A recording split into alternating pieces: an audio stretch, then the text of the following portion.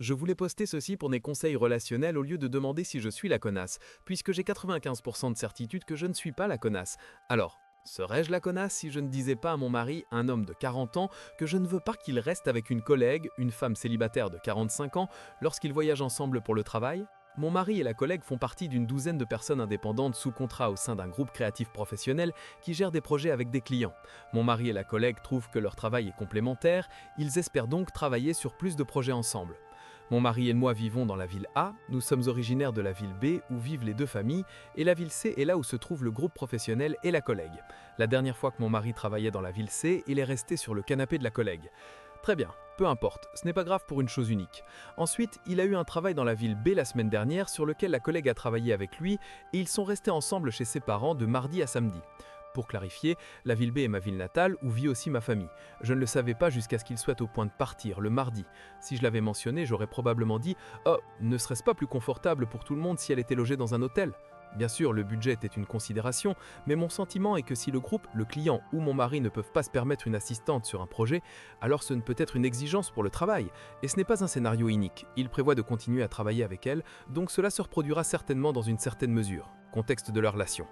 Mon mari et moi sommes ensemble depuis 4 ans, mariés depuis 6 mois. En fait, nous étions ensemble il y a 15 ans, mais nos chemins ont divergé. De manière follement circulaire, nous avons été réunis et je suis plus heureuse que jamais dans un partenariat. Notre relation est basée sur le respect mutuel et l'admiration, et il est extrêmement loyal envers les amis, la famille et moi. Je tiens à préciser que je lui fais confiance à 100%. Il ne s'agit pas d'infidélité, il s'agit de limites et de respect, et de la manière dont il montre qu'il se soucie de mes sentiments. Toute la semaine, j'ai dû faire face à des X et X à sujet. Ça a occupé une grande partie de mes pensées. J'étais toute seule pendant qu'ils travaillaient ensemble tous les jours, partageaient des repas, passaient apparemment du temps jusqu'à l'heure du coucher. Et puis, bien sûr, il y a mes pensées irrationnelles et névrotiques comme est-ce qu'il lui a fait du café tous les matins? A-t-elle utilisé le shampoing de ma belle-mère? Est-ce qu'il la trouve plus cool que moi? Va-t-il s'enfuir à la ville C parce que c'est tellement plus gratifiant que notre vie à deux?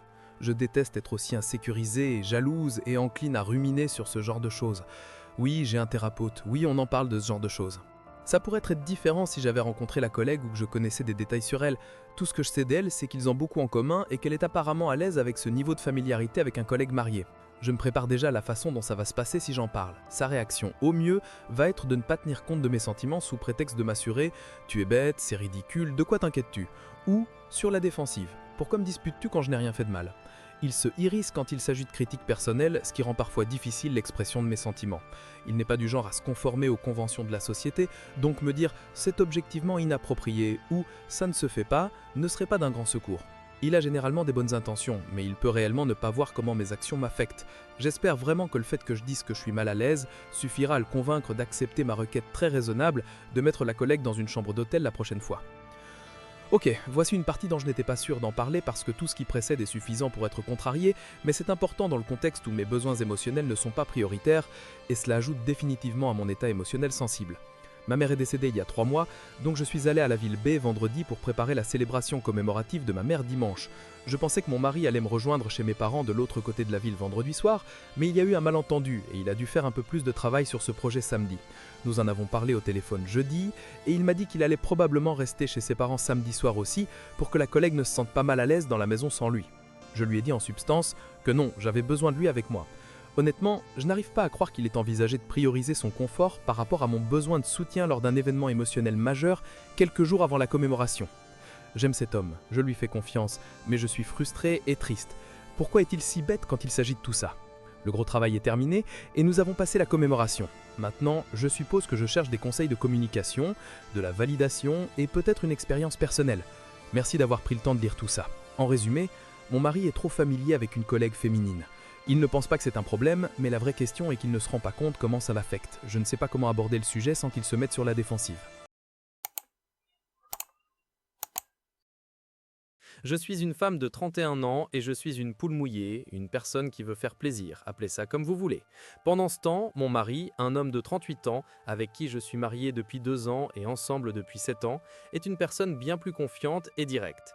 Cela signifie que je cède souvent à ses demandes, beaucoup. Il est généralement un mari fantastique, mais j'ai commencé à devenir rancunière et j'ai juste besoin d'exprimer cela. J'ai essayé de lui expliquer qu'un mariage de plus de 100 personnes serait incroyablement cher dans notre région. Il a insisté et insisté. Bon, d'accord, avant un mariage de 120 personnes dans un lieu chic, comme tu l'as demandé. Le résultat, nous avons détesté notre mariage. Beaucoup de gens ne se sont simplement pas présentés. Tellement d'argent et de nourriture ont été gaspillés. Maintenant, il me dit « j'aurais dû t'écouter ». Oh, et j'ai planifié toute cette stupide chose et j'ai fait des crises régulièrement parce que ça coûtait tellement d'argent et que c'était un cauchemar à organiser. Il voulait partir pour notre lune de miel le lendemain de notre mariage. Je lui ai dit que c'était vieux jeu, que ce n'était pas pratique et ainsi de suite. Il a insisté et insisté. Bon, d'accord, partons pour notre lune de miel dans les 24 heures suivant notre mariage. Le résultat, nous avons eu le Covid et avons dû annuler tout. Les vols, la croisière, tout. Si nous étions partis quelques semaines plus tard, comme je l'avais suggéré, nous aurions eu une lune de miel. Maintenant, nous n'en aurons jamais. Et je suis déprimé chaque fois que j'y pense. Et dans l'ensemble, il semble que je sois discipliné avec notre argent et lui ne l'est pas. Mais somehow, c'est mon problème. Pas ma faute, juste mon problème à essayer de résoudre. Pour le contexte, je suis travailleur indépendant et je reste à la maison avec notre bébé à plein temps. Étant en charge d'un petit être humain, je ne peux pas faire beaucoup de travail pendant la journée. Cet homme me dira « Nous devons arrêter de dépenser de l'argent » et puis rentrera à la maison avec une bouteille de scotch à 50 $. Nous avons environ 16 bouteilles de scotch, de whisky et ainsi de suite qui peuvent être consommées ou non. Pendant ce temps, je bois du vin en carton parce que le bon vin est trop cher. Tous les quelques mois, tous ses vêtements ne vont pas, ou ne vont pas bien, ou il ne les aime pas. Donc tous les quelques mois, il achète de nouveaux pantalons, de nouvelles chemises de travail et, oh mon Dieu, les chaussures. Je n'ai jamais rencontré un mec avec autant de chaussures. Et il porte les mêmes 4 paires. Et pourtant, je me suis empêché de dépenser plus de 20 $ pour des vêtements de maternité et j'ai été relégué aux t-shirts et aux sweatpants pendant toute ma grossesse. J'étais définitivement une accro du shopping au début de la vingtaine, mais maintenant je tuerais pour une virée de 100 $ chez Old Navy pour quelques vêtements basiques. Récemment, il s'est plaint de dépenser de l'argent pour les vêtements de bébé. Je réalise qu'il y a beaucoup de parents qui font totalement trop, mais je suis littéralement en train d'acheter les vêtements les plus abordables que je peux, et seulement lorsque le bébé a dépassé ses vêtements actuels. Le passe-temps principal de mon mari est de cultiver de la weed, pour lequel il a dépensé des milliers de dollars. Mais je ne peux me résoudre à acheter quelque chose que je veux désespérément et que je sais que j'apprécierais. Et puis le coût final, la plainte que je ne travaille pas assez, que je ne gagne pas assez d'argent, et ainsi de suite. Comment suis-je censé faire du travail quand mon mari ou bébé ont constamment besoin de moi? Ou je me fais avoir avec un bébé, nous ne passons pas assez de temps ensemble, donc je passe beaucoup de temps avec lui, ce qui signifie que je travaille évidemment moins, parce que c'est comme ça que fonctionne le temps. Tout ça pour dire, le fait que je me sens rancunier n'est pas vraiment de sa faute, puisque je suis celle qui ne peut pas m'imposer, je suis celle qui hésite à dire non ou à résister. Ça s'est amélioré et nous en avons déjà parlé, mais dans l'ensemble, j'ai toujours l'impression de devoir être extrêmement strict avec mes dépenses, mais il est clair qu'il ne se sent pas de la même façon sur ses dépenses. En résumé, mon mari dépense de l'argent pour des trucs stupides, et moi, non, et ça me rend rancunière. Je ne sais pas comment arrêter d'être une poule mouillée. L'article original est constamment supprimé, je le reposte donc. Je m'excuse pour la gêne occasionnée. Moi, une femme de 27 ans, en couple avec un homme de 26 ans depuis 3 ans maintenant. Je vais aller droit au but à propos d'une conversation que mon petit ami et moi avons eue, qui a fini par me choquer énormément. Excusez mon anglais, ce n'est pas ma langue maternelle. Lui, je ne pense pas que quelqu'un voudrait aborder, et c'est une bonne chose pour moi. Moi, pourquoi? En réaction à sa première phrase, lui, tu n'es pas conforme aux standards de beauté actuels. En étant exposé, je veux dire par exposé, ici, il veut dire porter des vêtements révélateurs, ce qui n'est pas moi. Moi, selon toi, être belle équivaut à être exposée? Non, pour les hommes. À mes yeux, tu es belle. Mais je te le dis, tu ne sembleras pas attirante aux yeux des autres hommes. Ce qui est en fait une bonne chose. Moi, et comment sais-tu que je ne semble pas belle aux yeux des autres hommes? Lui, parce que je connais les hommes. Et à partir de là, les choses ont empiré, car j'ai réagi et lui ai dit que ses phrases n'étaient en aucun cas normales, et qu'il n'y a aucune justification pour dire ces choses à son partenaire, qu'il projette essentiellement sa propre perception de ce que les hommes trouvent beau et attirant sur les autres. Il a naturellement refusé. Ensuite, il a dit des choses comme « J'ai l'impression que tu veux que les hommes te trouvent attirante. C'est ok s'ils ne le font pas. » Et j'étais de plus en plus choqué par ces phrases de sa part, car ce n'est pas du tout le cas. Laissez-moi vous dire un peu quelque chose sur moi. Je ne suis pas quelqu'un qui se soucie même des autres hommes en dehors de mon petit ami. Je n'ai même pas d'homme dans mon cercle d'amis. Et ce n'est pas à cause de lui, c'est juste mon choix. En termes de beauté, je ne suis pas une personne narcissique, disant à quel point je suis belle avec le nez en l'air. Mais je ne me considère pas non plus comme pas belle. J'aime ce que je vois dans le miroir lorsque je me regarde. Je suis en paix avec moi-même. Je suis à l'aise dans ma propre peau. Et puisque nous parlons des autres hommes qui s'intéressent à moi, il y a des hommes qui me regardent lorsque je suis dehors. Et j'ai un âge où je peux distinguer si quelqu'un me regarde simplement ou me regarde avec un intérêt évident. Quoi qu'il en soit, revenons au sujet.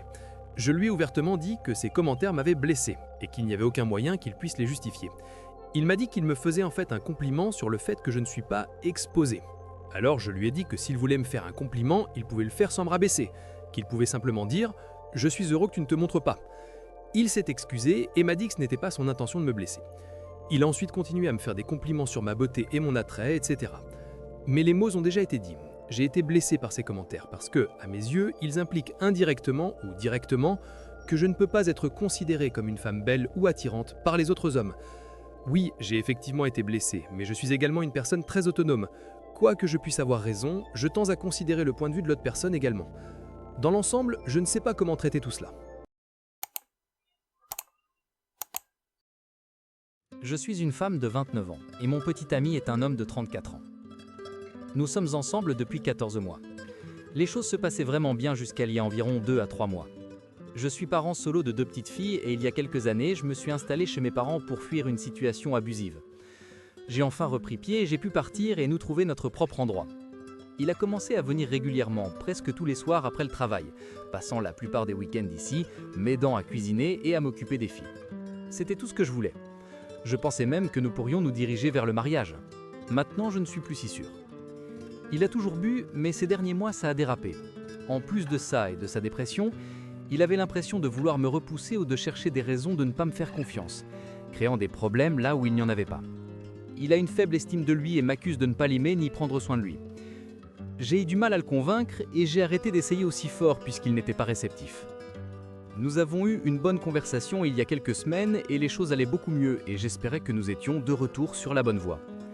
Maintenant que vous avez le contexte, revenons à la rupture silencieuse si vous voulez. La dernière fois que je l'ai vu, c'était le 29 octobre. Il m'a emmené au dîner d'anniversaire de sa mère et m'a présenté au reste de sa famille. J'avais déjà rencontré ses parents auparavant et j'étais vraiment ivre. Sa famille et moi l'avons supplié de ne pas conduire. Il aurait pu venir avec moi, mais il a insisté pour conduire jusqu'à ma maison. Il m'a dit que je n'avais pas à être avec lui si je ne voulais pas. J'ai dit qu'il était ridicule et que je l'aimais. Normalement, nous nous parlons au téléphone plusieurs fois pendant la journée et il vient la plupart des soirs de la semaine. Le jour d'Halloween, il a appelé et demandé ce que je faisais. J'ai expliqué mes plans pour la soirée avec mes filles et il s'est emporté contre moi parce que je ne le lui avais pas dit avant. J'étais vraiment confuse et j'ai essayé de calmer le jeu, mais il a dit qu'il avait appelé pour me parler d'un problème qu'il avait et que de toute évidence, je ne me souciais pas de lui et qu'il ne me dirait rien. J'étais frustré parce que le « tu ne te soucies pas de moi » dure depuis des mois et ça devient lourd parce qu'il revient toujours en arrière et dit que rien ne va mal et ne me donne rien de concret sur quoi travailler pour qu'il se sente plus aimé. Il a raccroché et j'ai passé un bon Halloween avec mes filles. Il a appelé plus tard pour s'excuser, alors j'ai pensé que tout allait bien. Nous avons à peine parlé depuis. Je l'ai appelé samedi et nous avons parlé quelques minutes mais il était très sec. J'ai demandé ce qu'il voulait me dire maintenant, qu'il était calme et il a refusé de me le dire. Nous travaillons du mardi au samedi, donc dimanche et lundi, c'était notre week-end. Je l'ai appelé samedi soir et rien. Dimanche, il m'a envoyé un message disant qu'il était allé dormir directement après le travail. J'ai appelé ce soir-là et il a dit qu'il avait dormi toute la journée. J'ai dit de me contacter demain s'il se sentait mieux. Rien. Nous n'avons pas parlé du tout lundi parce que j'attendais qu'il se manifeste. Aujourd'hui, il m'a envoyé quelques messages secs et n'a pas répondu quand j'ai appelé après le travail. Je suppose que ce que je demande, c'est où je vais à partir d'ici. Je ne peux pas communiquer parce qu'il refuse de me parler. Nous avons à peine parlé en une semaine. Devrais-je laisser ça s'éteindre et laisser la balle dans son camp? Je suis inquiète si je ne dis rien, il prendra ça comme une autre excuse pour m'accuser de ne pas me soucier de lui. En résumé, mon petit ami a soudainement considérablement réduit la communication et j'ai l'impression qu'il laisse simplement notre relation s'éteindre. Je suis fatigué et je ne sais pas si je dois me battre pour ça ou juste laisser partir.